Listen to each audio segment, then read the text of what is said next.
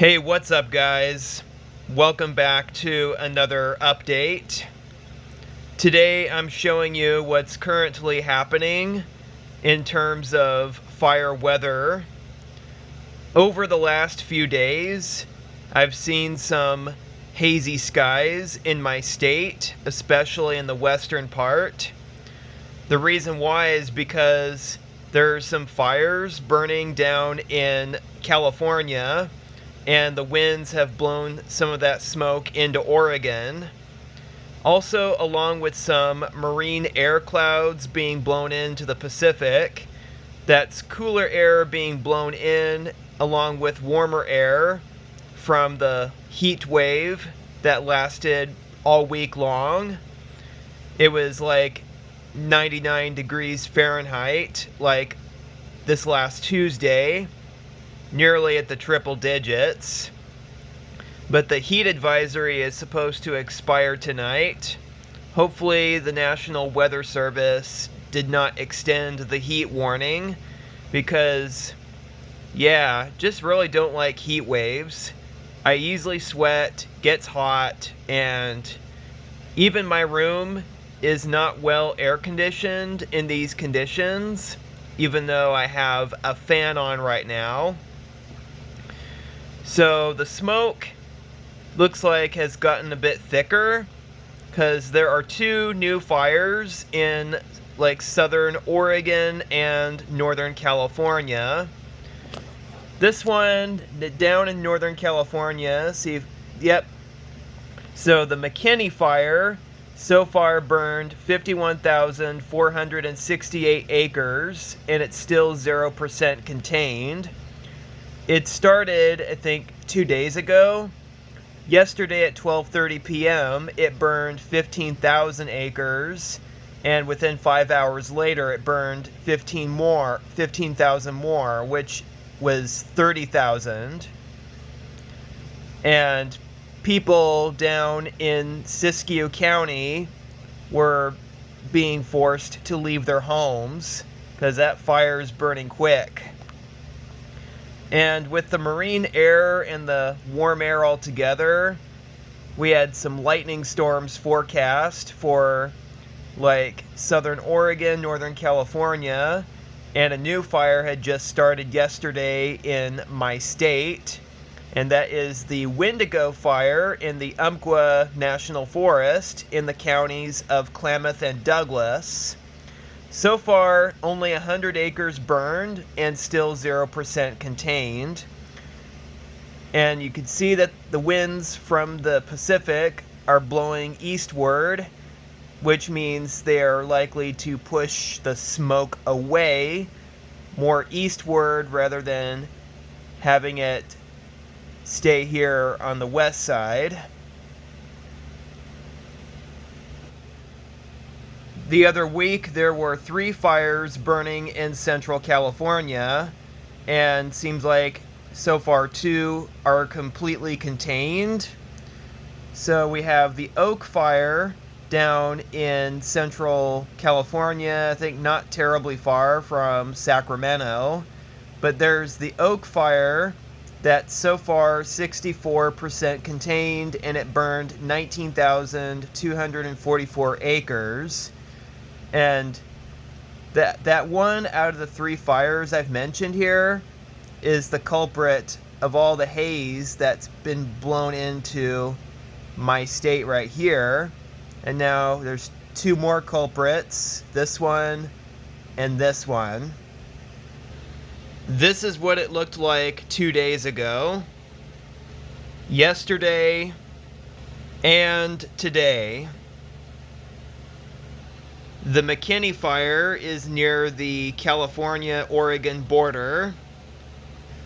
The Mckinney Fire is very close to the I-5 corridor, near the towns of Wairika and Hornbrook, and this fire shut down portions of Route 96 in Siskiyou County.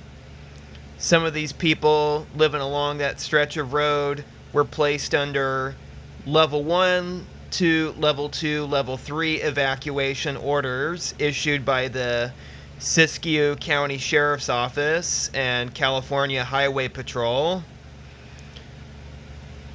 And not terribly far from the Mckinney is another fire reported, which they called it China 2. I'm like, why would they name that China 2? It's like, since when did they come up with that name? Then in Southern Oregon, 15 hours ago and 1 hour ago, Mckinney Fire grows to 50,000 acres. Pacific Crest Trail closes due to that fire. This is directly from the Pacific Crest Trail Association, updated yesterday at 8:10 p.m. Windigo and Tolo Mountain fires between Crater Lake and Bend. A fire that may be called the Windigo Fire is burning at Windigo Pass near mile 1878. The Tolo Mountain Fire is burning close by to the southeast. The Pacific Crest Trail is closing in the area. Currently, they recommend staying off of the trail between Highway 138 at milepost 1848 at the north boundary of Crater Lake National Park and Highway 58 at milepost 1908 at Willamette Pass. Exit locations in the middle include the road at Summit Lake, and they say please stay tuned for further information. Here's the aerial view of the Windigo Fire taken by the U.S. Forest Service. There's even some fires burning in the states of Idaho and Montana, and the winds are blowing all that smoke to the east. Fire danger rating down in the Rogue River Siskiyou National Forest in southern Oregon and northern California is at a high level. And same here for the Umpqua National Forest in southern Oregon. The National Weather Service in Portland says that the heat advisory for my part of the state is in effect until 9 p.m. tonight, and it was in effect for the I-5 corridor from here all the way to southwest Washington. And the National Weather Service Medford office issued a red flag warning for abundant lightning on dry vegetation, which is in effect for parts of Douglas County, Klamath County, Jackson County in southern Oregon, and Siskiyou County in northern California. So far, the fire danger in my county is still moderate, but that could change at any moment. Hopefully, throughout the rest of my summer, that I won't get a fire warning or an evacuation notice. Just over a month from now marks the 2-year anniversary of the Labor Day fires back in September of 2020. The closest one to me was the Holiday Farm Fire in the county of Lane, and that burned a total of 173,393 acres in the Mackenzie River Valley. That one was just awful. This is a picture of what the fire damage looked like back in September 12th of 2020. And this is fire damage on Oregon 126 and the Mackenzie River Highway. And this was posted by the Oregon Department of Transportation. And they had a lot of cleaning up to do, and they are still cleaning up from that fire even today.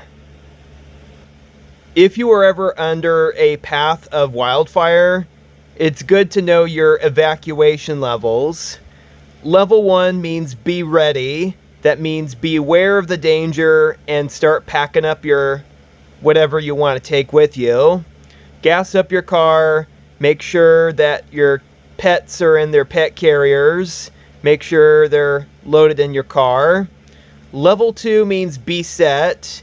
That means keep an eye on the situation, but be ready to depart at a moment's notice. And then if you're at level 3, you're supposed to go now. Do not stay or attempt to pack any more belongings, because that will significantly delay you. And that could be not good. So when they tell you to go, you go. If I were to be under a wildfire evacuation, I would more than likely receive messages sent from emergency management and law enforcement directly to my phone telling me it's time to leave or get ready to leave, which I hope will never happen. They are these text-like messages, but they're automatically sent to targeted phones in the area of an emergency. I'm already start thinking about getting my bug out bags ready. So, anyways, I thought I'd just update you on what's happening. So, I hope I don't have to. I hope I never get a fire. But remember last year when there was one, I had to pack up all of my plushies and their carry-on bags, and thankfully the fire department brought a helicopter and they doused the flames very quickly. So, one less stress for me. So that's all I have to say. So, anyways, thanks for watching and stay safe, everybody. Bye.